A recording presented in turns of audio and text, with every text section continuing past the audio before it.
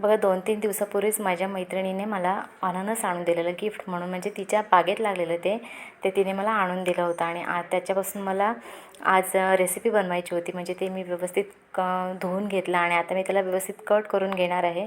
बाहेरचं आवरण जे आहे ना ते मी तासून घेणार आहे आणि त्याच्यापासून नंतर बारीक बारीक मला जसे पाहिजे त्याप्रमाणे मी पीस कट करून घेणार आहे. म्हणजे हे तुम्हाला जसं पाहिजे त्याप्रमाणे तुम्ही कट करून घेऊ शकता. आणि त्याच्यामध्ये थोडंसं गूळ आणि थोडंसं मीठ टाकलं चवीपुरतं आणि त्याला आता व्यवस्थित मॅरिनेट करून घेणार आहे.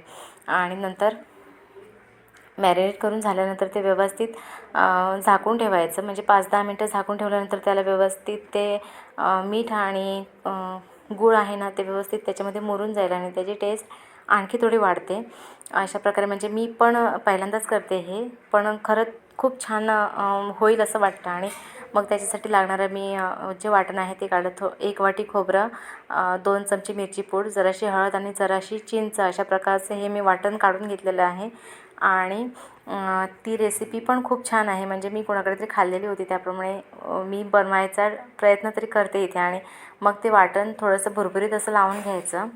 म्हणजे जास्त बारीक असं नाही करायचं, ते भुरभुरीत लावायचं. आणि एका कढईमध्ये जराशी मोहरी, म्हणजे मोहरीचं प्रमाण थोडं जास्त पाहिजे, आणि मोहरी टाकायची आणि त्याच्यामध्ये ते वाटण टाकून घ्यायचं. आणि वाटण टाकल्यानंतर ते 10 मिनटं जरासं शिजत ठेवायचं. आणि त्यानंतर त्यात हे अननस जो आपण कट केलेला असतो तो मी टाकून घेतला.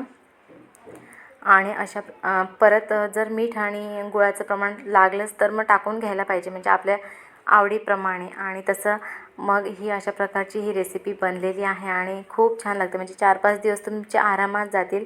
अशा प्रकारची रेसिपी आहे, तुम्ही पण नक्की बनवून बघा. बरं, बाय.